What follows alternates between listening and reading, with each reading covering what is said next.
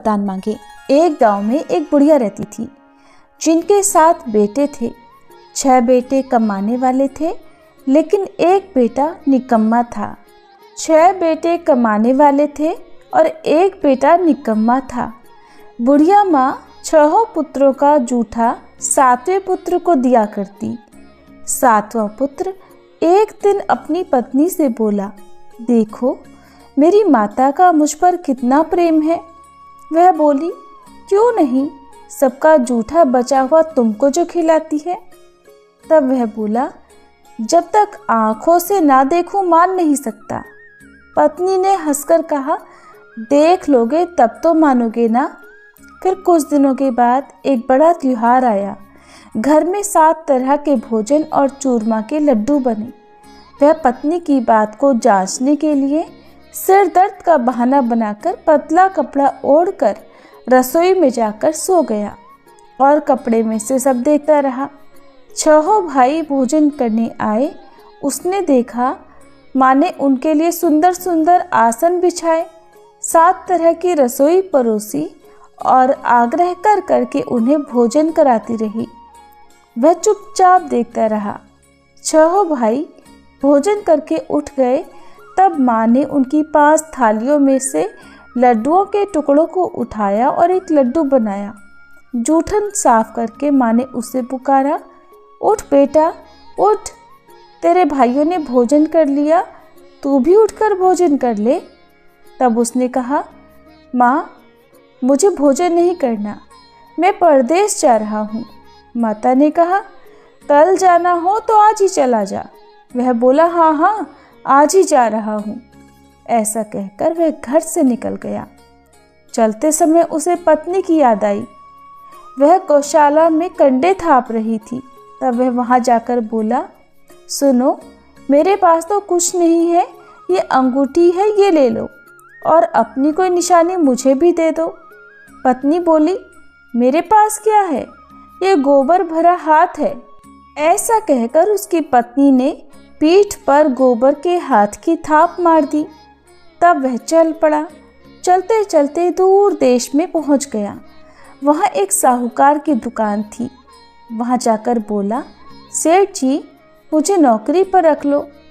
साहूकार को नौकर की सख्त ज़रूरत थी। साहूकार ने कहा, काम देखकर तनख्वाह मिलेगी। उसने कहा, सेठ जी जैसा आप ठीक समझें। अब उसे साहूकार के यहाँ नौकरी मिल गई। वह वहाँ दिन रात मेहनत से काम करने लगा। कुछ दिन में दुकान का लेन देन, हिसाब किताब, ग्राहकों को माल बेचना सारा काम करने लगा। साहूकार के 7-8 नौकर थे, वे सब चक्कर खाने लगे। लेकिन उसने अपनी लगन, परिश्रम और ईमानदारी से सभी को पीछे छोड़ दिया और उसे फिर अपने किए का फल भी मिला। सेठ ने भी उसका काम देखा और 3 महीनों में ही उसे मुनाफे में साझीदार बना लिया। परिश्रम करते करते 12 वर्षों में ही वह नगर का नामी सेठ बन गया और सेठ अपना सारा कारोबार उस पर छोड़कर बाहर चला गया। इधर घर पर उसकी पत्नी पर क्या बीती वह भी सुनिए। सास ससुर उसे अब दुख देने लगे। गृहस्थी का सारा काम करवाकर उसे लकड़ी लेने जंगल में भेजा करते। इस बीच घर की रोटियों के आटे से जो भूसी निकलती उसकी रोटी बनाकर रख दी जाती और फूटे नारियल की नरेली में पानी दिया जाता। इस तरह उसके दिन बीतते रहे। एक दिन जब वह जंगल में लकड़ी लेने जा रही थी तब उसे रास्ते में बहुत सी स्त्रियां संतोषी माता का व्रत करती दिखाई दी। वह वहां खड़ी होकर पूछने लगी, बहनों ये तुम किस देवी या देवता का व्रत कर रही हो और इसके करने से क्या फल मिलता है? इस व्रत के करने की क्या विधि है? यदि तुम अपने इस व्रत का विधान मुझे समझाकर कहोगी तो मैं तुम्हारा बड़ा एहसान मानूंगी। उनमें से एक स्त्री बोली, सुनो ये संतोषी माता का व्रत है। इसके करने से निर्धनता और दरिद्रता का नाश होता है, लक्ष्मी आती की चिंताएं दूर होती हैं, मन को प्रसन्नता और शांति मिलती है, निपुति को पुत्र मिलता है। पति बाहर गया हो तो वह शीघ्र लौट आता है। कुमारी कन्या को मनपसंद वर मिलता है। चलता मुकदमा खत्म हो जाता है। कलह क्लेश की स्थिति हो तो मुख शांति होती है। घर में धन जमा हो, धन जायदाद का लाभ होता है। और भी जो कुछ भी मन में हो, जो कुछ भी कामना हो, सब संतोषी माता की कृपा से पूरी हो जाती है, इसमें संदेह नहीं। तब वह पूछने लगी, ये व्रत कैसे किया जाता है, ये भी बताओ तो बड़ी कृपा होगी। वह स्त्री कहने लगी, बहन, बिना परेशानी, श्रद्धा और प्रेम से जितना भी बन सके प्रसाद लेना। 5.25 पैसे से 5.25 आने या फिर इससे भी ज़्यादा शक्ति और भक्ति के अनुसार गुड़ और चना लेना। हर शुक्रवार को निराहार रहकर कथा कहना सुनना। इसके बीच में क्रम टूटना नहीं चाहिए। लगातार नियम का पालन करना। सुनने वाला कोई ना मिले तो घी का दीपक जलाकर उसके आगे जल से भरा हुआ पात्र रखकर कथा कहना, परंतु नियम नहीं टूटना चाहिए। जब तक कार्य सिद्ध न हो नियम पालन करना और कार्य सिद्ध हो जाने पर व्रत का उद्यापन करना। 3 मास में ही माता पूरा फल प्रदान करती हैं। यदि किसी के ग्रह खोटे हों तब भी माता 1 वर्ष में अवश्य उनको अनुकूल करती हैं। कार्य सिद्ध होने पर ही उद्यापन करना चाहिए, बीच में नहीं।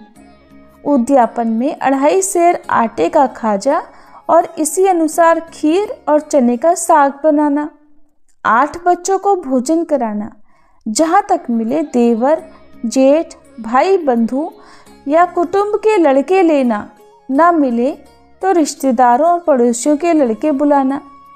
उन्हें भोजन कराकर यथाशक्ति दक्षिणा देकर माता का नियम पूरा करना। ध्यान रखना, उस दिन घर में कोई खटाई न खाए। ये सुनकर वह वहां से चल पड़ी। रास्ते में लकड़ी के गट्ठर को उसने बेच दिया और उन पैसों में गुड़ चना लेकर माता के व्रत की तैयारी कर आगे चली। रास्ते में संतोषी माता के मंदिर में जाकर वह माता के चरणों में लेट गई और विनती करने लगी, माँ, मैं दीन हूँ, निपट मूर्ख हूँ, व्रत के कोई भी नियम नहीं जानती हूँ, मैं बहुत दुखी हूँ। हे माता, मेरा दुख दूर करो, मैं तुम्हारी शरण में हूँ। संतोषी माता को उस पर दया आ गई। 1 शुक्रवार बीता कि दूसरे शुक्रवार को ही उसके पति का पत्र आया और तीसरे शुक्रवार को उसका भेजा हुआ पैसा भी आ पहुंचा। अब तो ये देखकर जिठानी मुंह सिकोड़ने लगी, इतने दिनों बाद पैसा आया, इसमें क्या बढ़ाई है। लड़के ताने देने लगे। काकी के पास तो पत्र आने लगे, रुपया आने लगा। अब तो काकी की खूब खातिर बढ़ेगी और अब तो काकी बुलाने से भी नहीं बोलेगी। बेचारी सरलता से कहती कि भैया पत्र आए, रुपया आए तो हम सब के लिए ही तो अच्छा है। ऐसा कहकर आंखों में आंसू भरकर संतोषी माता के मंदिर में जाकर वह मातेश्वरी के चरणों में गिरकर रोने लगी। कहने लगी, माँ, मैंने तुमसे पैसा तो नहीं मांगा, मुझे पैसे से क्या काम, मुझे तो अपने सुहाग से काम है। माँ, मैं तो अपने स्वामी के दर्शन और सेवा मांगती हूँ। तब माता ने प्रसन्न होकर कहा कि जा बेटी, तेरा स्वामी भी जल्दी आएगा। ये सुनकर खुशी से बावली होकर वह घर आकर काम करने लगी। अब संतोषी माता विचार करने लगी कि इस भोली भाली पुत्री से मैंने कह तो दिया कि तेरा पति शीघ्र आएगा, पर आएगा कहाँ से? वो तो इसे स्वप्न में भी याद नहीं करता। उसे इसकी याद दिलाने तो अब मुझे ही जाना पड़ेगा। संतोषी माता ने उस बुढ़िया के बेटे को स्वप्न में समझाया, पुत्र, तेरी पत्नी कष्ट उठा रही है। तब वह बोला, माँ, ये तो मुझे भी पता है, लेकिन क्या करूँ, वहाँ कैसे जाऊँ? परदेश की बात है, लेन देन का सारा हिसाब किताब है और कोई जाने का रास्ता भी नजर नहीं आता। आप ही कोई राह दिखाइए कि मैं वहाँ कैसे जाऊँ। तब संतोषी माता कहने लगी, सवेरे नहा धोकर संतोषी माता का नाम ले, घी का दीपक जलाकर दंडवत कर और दुकान पर जाकर बैठना। देखते देखते तेरा लेन देन सब चुक जाएगा और जमा माल बिक जाएगा। सांझ होते होते धन का ढेर लग जाएगा। अब तो वह अगले दिन सुबह बहुत जल्दी उठा। उसने अपने मित्रों परिचितों से स्वप्न में माता द्वारा कही गई बात कह सुनाई। वे सब उसकी बात सुनकर उसकी खिल्ली उड़ाने लगे। कहने लगे, कहीं कभी सपने की बात भी सच्ची होती है क्या? लेकिन उनमें एक बूढ़ा व्यक्ति बहुत समझदार था। वह बोला, देखो भाई, मेरी बात मानो। इस तरह सच या झूठ कहने के बदले देवता ने जैसा कहा है वैसा ही करना। तेरा क्या जाता है? अब बूढ़े व्यक्ति की बात मानकर नहा धोकर उसने संतोषी माता को प्रणाम किया। फिर घी का दीपक जलाकर दुकान पर जा बैठा और जैसा संतोषी माता ने कहा वैसा ही हुआ। शाम तक धन का ढेर लग गया। वह हैरान हो गया। मन में संतोषी माता का नाम लेकर प्रसन्न होकर घर जाने के लिए गहने, कपड़े और सामान खरीदने लगा। सब काम से निपटकर वह अपने घर को रवाना हुआ। उधर उसकी पत्नी जंगल में लकड़ी लेने गई थी। लौटते समय थक जाने के कारण वह संतोषी माता के मंदिर पर विश्राम करने बैठ गई। ये तो उसका रोज रुकने का स्थान था। तब धूल उड़ती देखकर उसने माता से पूछा, हे माते, ये धूल कैसे उड़ रही है? संतोषी माता ने कहा, पुत्री, ये देख, तेरा पति आ रहा है। अब तू ऐसा कर, लकड़ियों के 3 बोझ बना। एक नदी के किनारे रख, दूसरा मेरे मंदिर पर और तीसरा अपने सिर पर रख। तेरे पति को लकड़ी का गट्ठर देखकर मोह पैदा होगा। ये वहाँ पर रुकेगा, नाश्ता पानी करके माँ से मिलने जाएगा। तो लकड़ी का गट्ठर उठाकर जाना और बीच चौक में गट्ठर डालकर 3 आवाजें जोर से लगाना। लो सासू जी, लकड़ियों का गट्ठर लो, भूसी की रोटी दो, नारियल के खोपरे में पानी दो, और आज कौन मेहमान आया है? संतोषी माता की बात सुनकर वह बहुत अच्छा माँ कहकर प्रसन्न मन से लकड़ियों की 3 गट्ठर बना लाई। एक नदी के तट पर, दूसरा माता के मंदिर पर रखा। इतने में ही मुसाफिर वहां आ पहुंचा। सूखी लकड़ी देखकर उसको इच्छा हुई कि अब यहीं विश्राम कर ले और भोजन बनाकर खा पी कर फिर गांव को चले। इस प्रकार भोजन करके विश्राम कर वह अपने गांव में आ गया।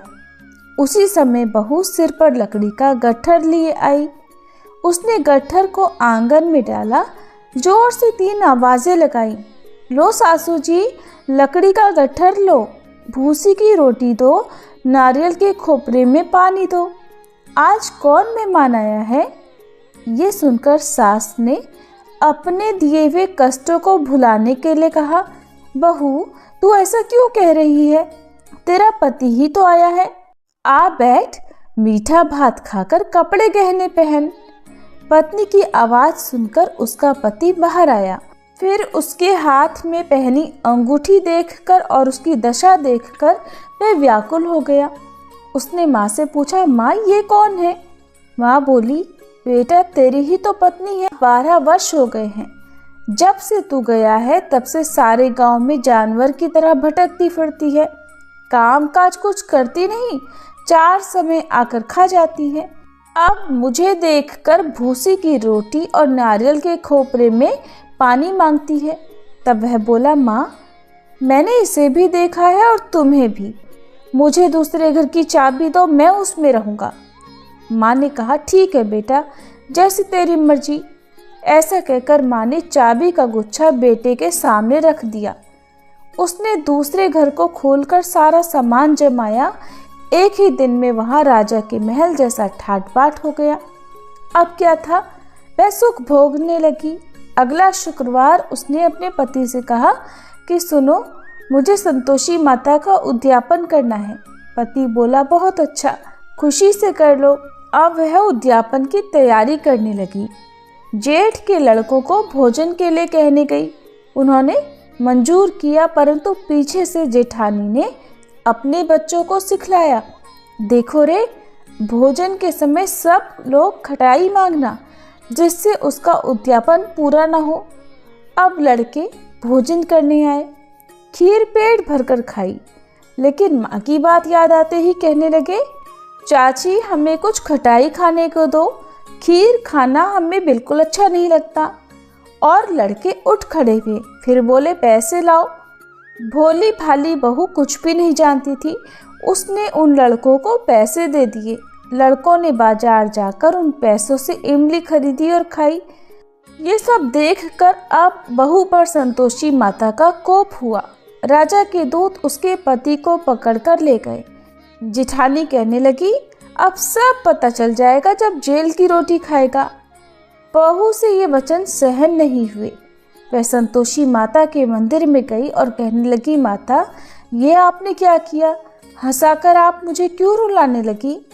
संतोषी माता बोली, पुत्री तूने मेरा व्रत भंग किया है, इतनी जल्दी सारी बातें भुला दी। वह बोली, माँ मैं तो कुछ भी नहीं भूली, न ही मैंने कोई अपराध किया है। मुझे तो लड़कों ने भूल में डाल दिया, मुझे क्षमा करो माँ। तब माँ बोली, ऐसी भूल भी कहीं होती है? वह बोली, अब कोई भूल नहीं होगी। अब बताओ मेरे पति कैसे वापस आएंगे? संतोषी माता बोली, पुत्री जा, तेरा पति तुझे रास्ते में ही आता मिलेगा। वह मंदिर से निकलकर बाहर आई तो रास्ते में उसे अपना पति आता हुआ मिला। उसने पूछा, कहाँ गए थे? तब वह बोला, इतना धन जो कमाया है उसका कर राजा ने मांगा था, वही भरने गया था। तब वह प्रसन्न होकर बोली, भला हुआ, अब घर चलो। फिर अगला शुक्रवार आया, तब वह बोली, मुझे माता का उद्यापन करना है। पति ने कहा, ठीक है करो। फिर वह जेठ के लड़कों से भोजन करने को कहने गई। जेठानी ने लड़कों को फिर सिखा दिया कि तुम पहले की तरह खटाई मांगना। अब की बार लड़के भोजन करने बैठे, लेकिन भोजन करने से पहले ही कहने लगे, हमें खीर पूरी अच्छी नहीं लगती, जी घबराता है, कुछ खटाई खाने को दो। तब वह बोली, खटाई तो खाने को नहीं मिलेगी, खाना हो तो खाओ। उनके उठकर चले जाने पर उसने ब्राह्मणों के लड़के बुलवाकर उन्हें भोजन करवाया। दक्षिणा की जगह उन्हें एक एक फल दिया। इससे संतोषी माता प्रसन्न हो गई और माता की कृपा से 9 माह बाद उनको चंद्रमा के समान एक सुंदर पुत्र प्राप्त हुआ। पुत्र को लेकर वह हर दिन संतोषी माता के मंदिर में जाने लगी। माँ ने सोचा, ये रोज आती है, आज क्यों ना मैं ही इसके घर चलूं, इसका आश्रय देखूं तो सही, ये कैसे रहती है, कहाँ रहती है। ये विचार कर माता ने भयानक रूप बनाया। गुड़ और चने से सना मुख, ऊपर से मुंड के समान होठ, उस पर मक्खियां भिनभिना रही थी। दहलीज पर पैर रखते ही उसकी सास चिल्लाई, देखो रे, कोई चुड़ैल डाकनी चली रे, सभी अपराधों को क्षमा करो। इस तरह बार बार कहने पर संतोषी माता प्रसन्न हो गई। इसके बाद उसकी सास कहने लगी, हे संतोषी माता, आपने बहू को जैसा फल दिया वैसा सबको देना। जो यह कथा सुने या पढ़े उसके भी सभी मनोरथ पूर्ण करना। प्रेम से बोलिए संतोषी माता की जय।